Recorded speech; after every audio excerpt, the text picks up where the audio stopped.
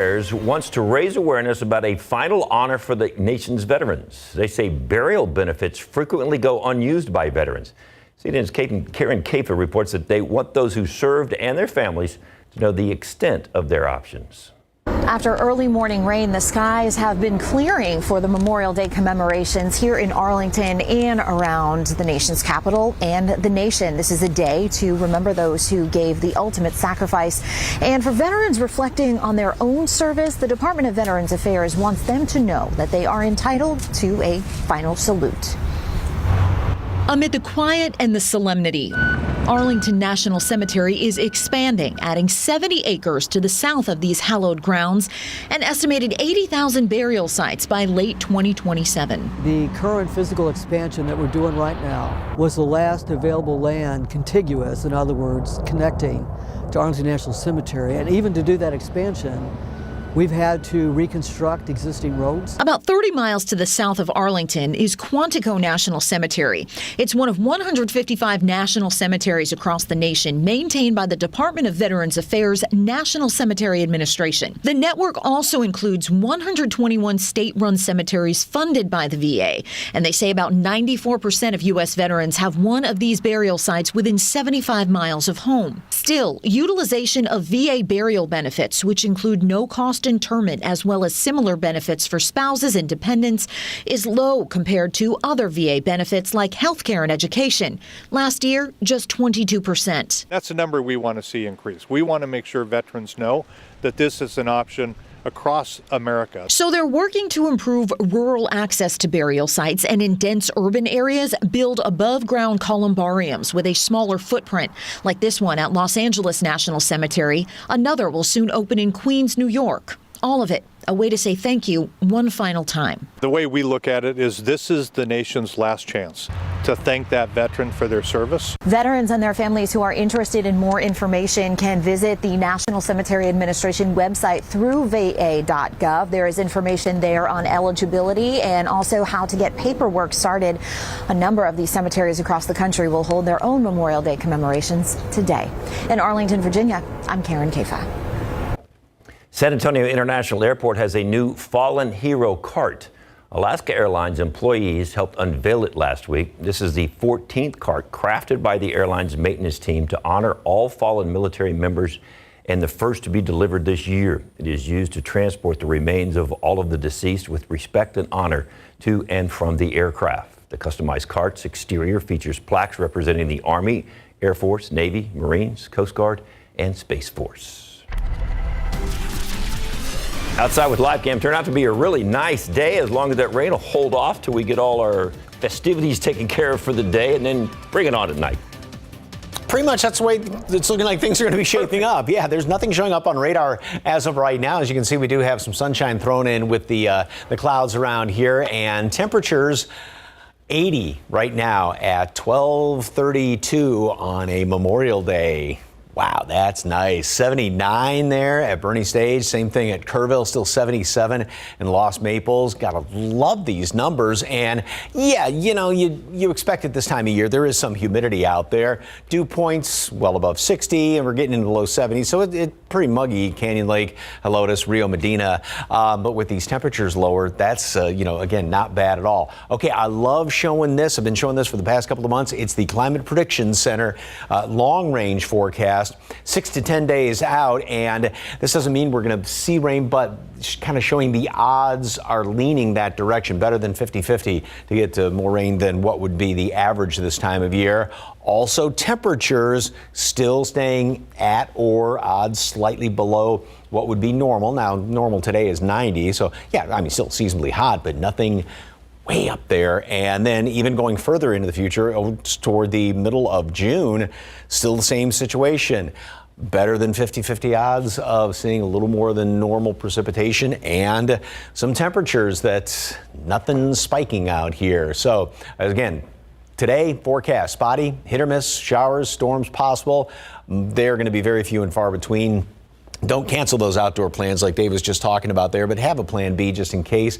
And below average temperatures only in the mid 80s. Going to show you radar, going to show you some computer models and also part of the area has a small threat for maybe a strong to potentially severe storm. We'll talk about that and take a look ahead at the shortened work week and what's in store for the 1st of June. David? Thank you, Mike. President Joe Biden and House Speaker Kevin McCarthy able to strike a deal over the debt ceiling this past weekend. The bill would suspend the debt ceiling until January 1st, 2025, and put new restraints on government spending over the next 2 years. Among the compromises, most federal spending would stay flat next year, while defense spending would increase. $20 billion in new funds for the IRS would be cut over 2 years. Unused COVID relief money goes back. Social Security, Medicaid, and veterans benefits would stay intact.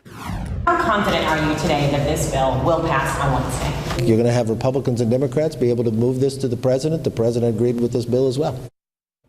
The next step in raising the debt ceiling happens tomorrow, and that's when the House Rules Committee will consider the deal reached over the weekend.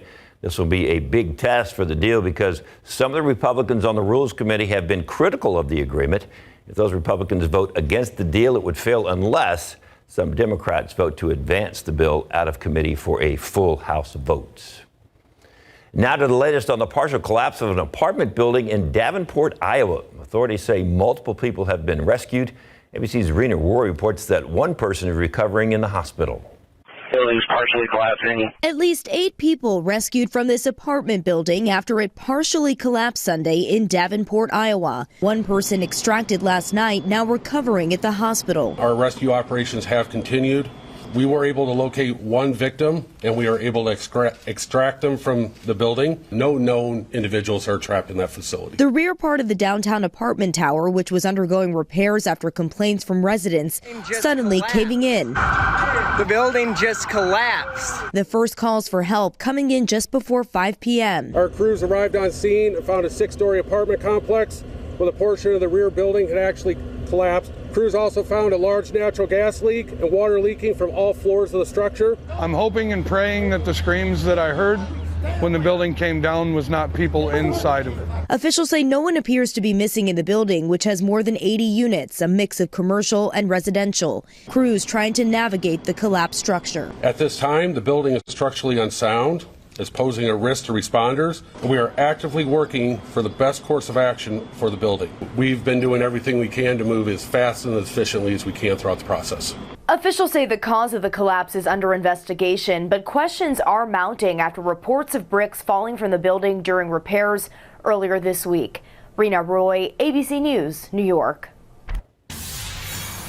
It is the unofficial start of summer, and as you spend more time outside, you're likely going to load up on some sunscreen. How to make sure you're applying it correctly so you get the most benefit coming up. Plus, people with type 2 diabetes know that staying active can help keep blood sugar in check. But did you know that when you work out, it could just be as important?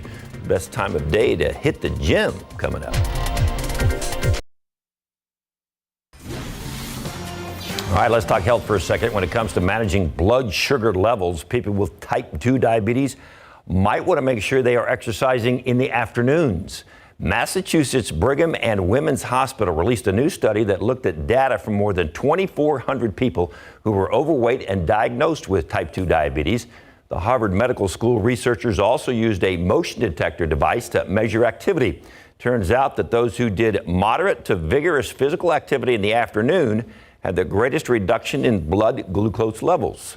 Check out the journal Diabetes Care for more information about that study. And as you head into summer, those sunny days could cast a dark cloud if you skip the sunscreen. And while that's not new information, health experts say many people may not be applying it the correct way. CNN's Mandy Gaither explains common sunscreen mistakes and how to fix them. It's that time of year again when many are out enjoying the warmer weather, but protecting your skin is critical. Sunscreen is the most common and one of the easiest ways to do it. We just have to remember to use our sunscreens. Dermatologist Susan Masick with the Ohio State University's Wexner Medical Center says sunscreen mistakes are often made when applying it. They assume they can just apply it when they're already at their activity or they're already at the pool or the beach, but you actually have to apply it about 10 to 15 minutes beforehand. You also have to remember to reapply every 2 to 3 hours. If you're swimming or sweating, you'll need to reapply even more often. Masick says mineral sunblock may be easier on sensitive skin, but the best kind of sunscreen is the one you'll actually use. We want to make sure that we're using the type that is both UVA and UVB protective, so it's broad spectrum protection. Masick says another mistake is not using enough sunscreen. She says you can never put on too much. We tend to quantify by, 2 ping pong balls worth of sunscreen and apply it all over. You want to make sure that you apply to all the areas that are exposed, whether it's your face, your ears, hands, feet. And don't forget, sunscreens expire. Masick says to replace them every year. For Health Minute, I'm Andy Gaither. Put it on early and put a lot of it on. And if you have to add some, go ahead and add some. And don't forget, even when it's cloudy, you'll get burned. You can get the worst sunburns because you're not getting really that heated up by the sun. It's like, oh, this is not bad. But oh, no. And the experts say every single day you should be using a whole bunch of sunscreen out there. All right, this is for you, David. Oh, wow. Yeah. One of each. I know. So, yeah. We got temperatures. Yeah, we're at 80 right now, so we're close to that 79, 84 for a high temperature today. Burgers, dogs, and a couple of showers, even a couple of thunderstorms out there. Forecast is coming up in just a couple of minutes. This year's Indianapolis 500 had people on the edge of their seats as drivers headed for the checkered flag. A race car's tire went flying toward the crowd and spectacular crash, and the winner saw years of aggravation at the Brickyard come to an end. ABC's Andrew Dimbert has the highlights for us. After a decade of frustration, it was Joseph Newgarden crossing the finish line at the Indianapolis 500. Team Penske at the Indianapolis Motor Speedway, and Joseph Newgarden finally wins the Indianapolis 500. Entering Sunday's race, Newgarden had been 0 for 11 in the greatest spectacle in racing. The Indy 500 is the most difficult race in the world to win, and to finally be able to do it, this was my 12th attempt. It is not easy, nothing's given here, and I'm just so thankful for my team. But the race not without some heart-stopping moments. A crash near the front of the pack began a terrifying collision near the grandstands.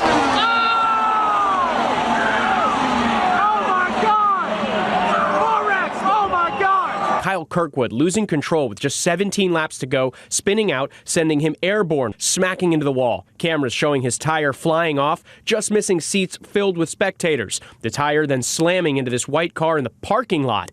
After the race, reporters posting images of the car's owner, Robin Matthews, after she was invited by the Indianapolis Motor Speedway president to take photos on the racetrack and even kiss the bricks. The Indianapolis Motor Speedway also providing her with a ride home. Luckily, no one was hurt from the crash. After crossing the checkered flag, Newgarden diving into the crowd of more than 300,000, climbing the fence, and as is tradition, doused himself in milk, the drink of champions at the Indy 500. I said if I'm winning this race, I am going in the crowd, and just to feel that energy was something I will never forget. Andrew Dimbert, ABC News, New York. I think that's the favorite part of the entire race is the milk. Yep. At the end. Do you remember years ago when Emerson Fittipaldi won for the first time? They handed him milk. He goes, no. He goes, I grow oranges in Brazil. I'm doing orange juice. And no. Wrong thing to do at Indy 500. When he won that, I mean, the Booners, but I tell you, the enthusiasm, he was crying, his wife and everybody, and hugging it. That was pretty neat there. So, what, first time in 11 years? Yeah. There you go. Yeah. That's what it's all about. All right, take a look at this picture out and over there at the Botanical Garden. When was the last time you went to the Botanical Gardens? Just to walk around.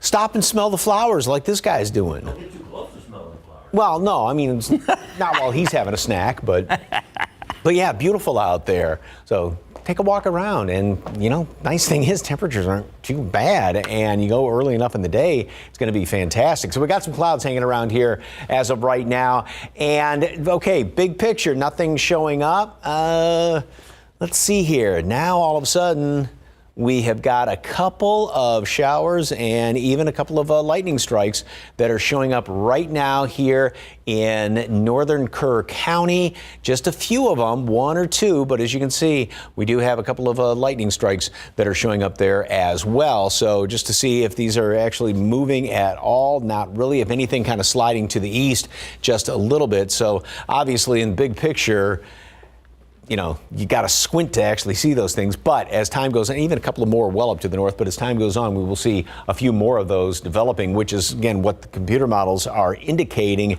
that we'll start to see in the next hour, hour and a half or so, a few more of those popping up here. And then, especially in the afternoon heating, once we get in toward late afternoon, we'll see a few more of those showers and some of those thunderstorms. The area to watch, though, is down here to the south, with those really starting to get going there, right around Wilson, Atascosa County, even maybe extreme southern Bexar County, and then heading on further down to the south into Karnes County. And that's where Storm Prediction Center does have the risk for a couple of isolated high winds would be the biggest threats, hail with that, but that's down right there just on the fringes of southern Bexar County, Wilson, Karnes, and then especially Atascosa, and then on down to the south, right down there on 35. Pretty much almost kind of blocked in by 35 and 37, just about roughly in that area. So again, that would be later on this afternoon. We've got this upper level low right here.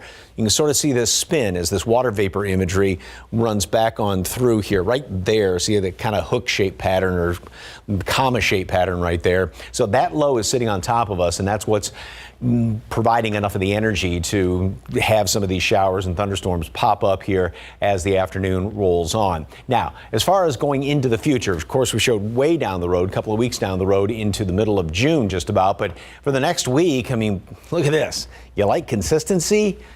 Temperatures very, very consistent all the way across the board, both the high end and the low end of things. All of these numbers are within just a couple of degrees of their respective normals, the high and the lows, 90 and 70 as of right now. Now, of course, as time goes on, those averages start to go up as we head in toward the hottest part of the summer, which is, of course, once we get into the first couple of weeks of August. But boy, as far as the forecast, it's just fantastic. And this week, like I said, consistent temperatures around here. We've got the chance for some rain today, and then once again by the weekend, small chance for a few showers as well as a couple of thunderstorms.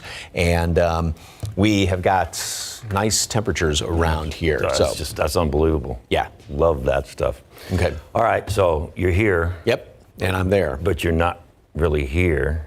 SA Live coming up today. Yeah. Special We'll talk about handcrafted wooden yard games. Yep. We're going to talk about Legos, locally brewed beer, and it's Mike and Fiona. It is.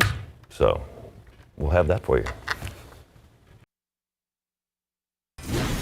We were just talking about this. Queen has some of the longest lasting hits ever.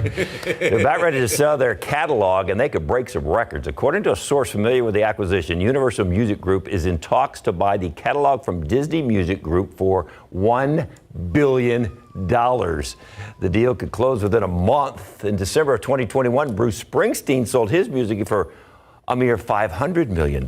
That's the highest amount for a song catalog that is ever sold up until apparently now. But just think of all the hits the Queen has.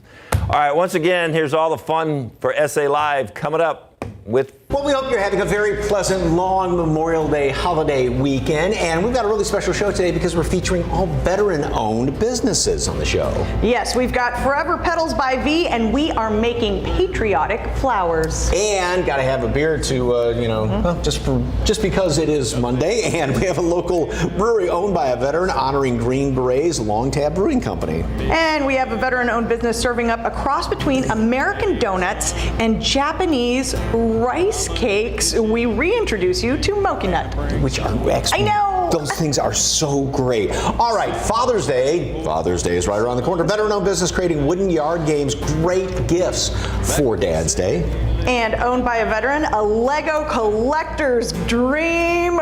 We click into San Antonio plastic bricks. All right, it is the unofficial start of summer, so you got to fire up the grill. And beef-loving Texans, yep, are going to be here with a Caribbean burger and more grilling ideas from the pros. And local country musician and Army veteran plays for us, Chuck Weimer. We'll hear from him. That and a whole lot more coming up on SA Live. Stick around.